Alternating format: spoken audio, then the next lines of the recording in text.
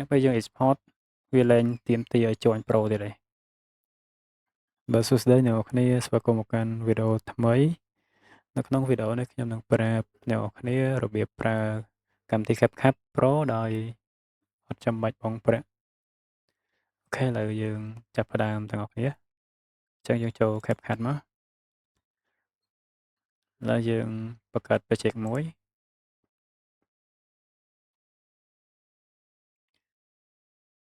អញ្ចឹងយើង import វីដេអូមួយមកតែខ្ញុំ import មួយនេះចា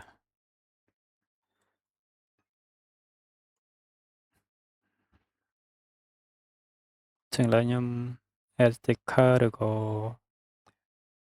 animation អីចឹងណា effect អីចឹងដែលជាប់ Pro អញ្ចឹងខ្ញុំចូល sticker នេះចាអញ្ចឹង sticker នេះសុទ្ធតែជាប់ Pro នេះអញ្ចឹងយើងទាញដាក់មក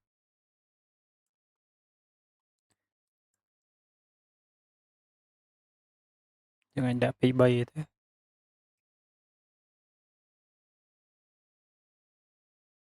នេះគ្រាន់តែខ្ញុំដាក់តេស្តឲ្យអ្នកនរគ្នាមើលអញ្ចឹងណា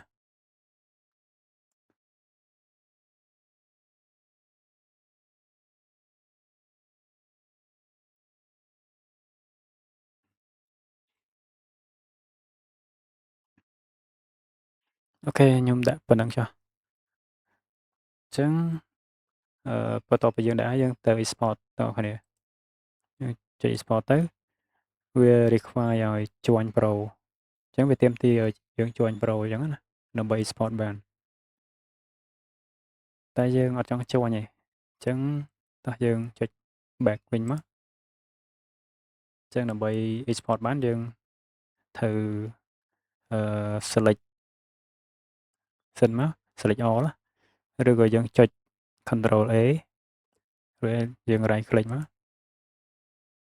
យក create compound clip អញ្ចឹងវានឹង combine ចូលគ្នាអញ្ចឹងយើង right click ម្ដងទៀតមកហើយយក process compound clip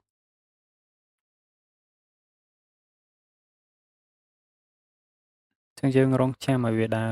100% សិន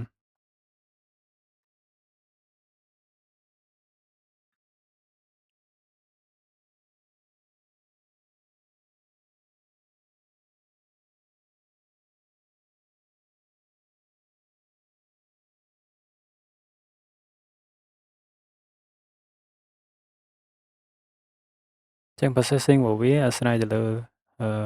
ទំហំវីដេអូយ៉ាងណាអញ្ចឹងណាបើសិនវីដេអូយើងធំវា process យូរតាមហ្នឹង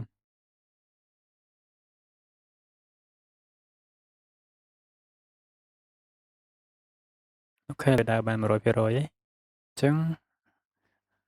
យើងចូលទៅ app data ទាំងអស់គ្នាអញ្ចឹងយើងចុច key window និងអក្សរ O មកអញ្ចឹងកន្លែងហ្នឹងយើងវាយ app data មក enter មករួចហើយចូល local តមកទៀតចូល CapCut user data ហើយរក project folder តមកទៀតយើងចុចលើ folder con នេះមក .trap អញ្ចឹងយើងមើល project របស់យើងនេះជាឈ្មោះ project របស់យើងអញ្ចឹងយើងចូល folder project យើងមកតមកទៀតចូល folder resource តមកទៀតចូល folder combination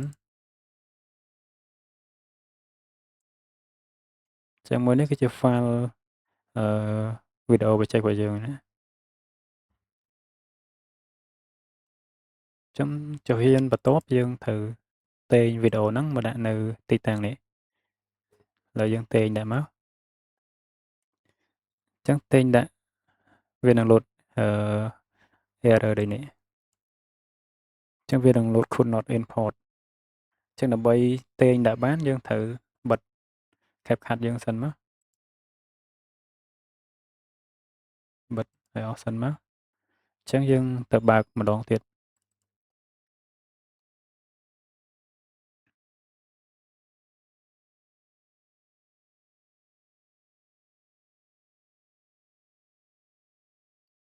អញ្ចឹងយើងទៅបើក project យើងឡើងវិញនេះគឺជា project របស់យើង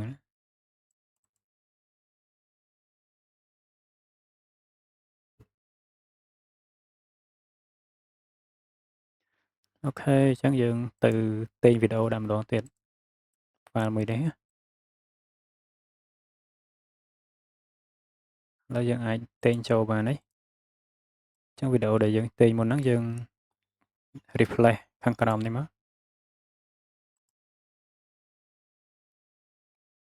អូខេអញ្ចឹងបន្ទាប់ពី refresh ហើយយើងទៅ export ម្ដងទៀត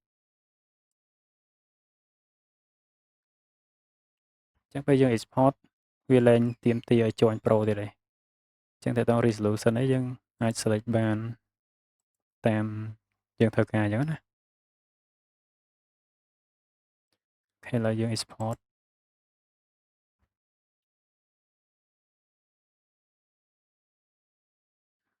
អ្នកទាំងអស់គ្នាអាចប្រើ function Pro ផ្សេងៗមានដូចជា sticker មានដូចជា effect transition អីយើងអាចប្រើបាន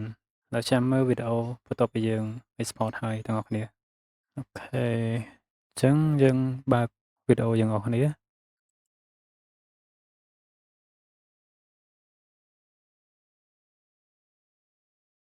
នេះជាវីដេអូដែលយើង export មុនហ្នឹង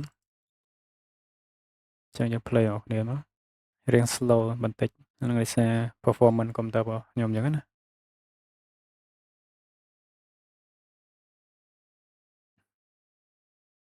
អញ្ចឹងយើងឃើញ sticker ដែលយើង add មុនហ្នឹងវាយើង export មកមានទាំងអស់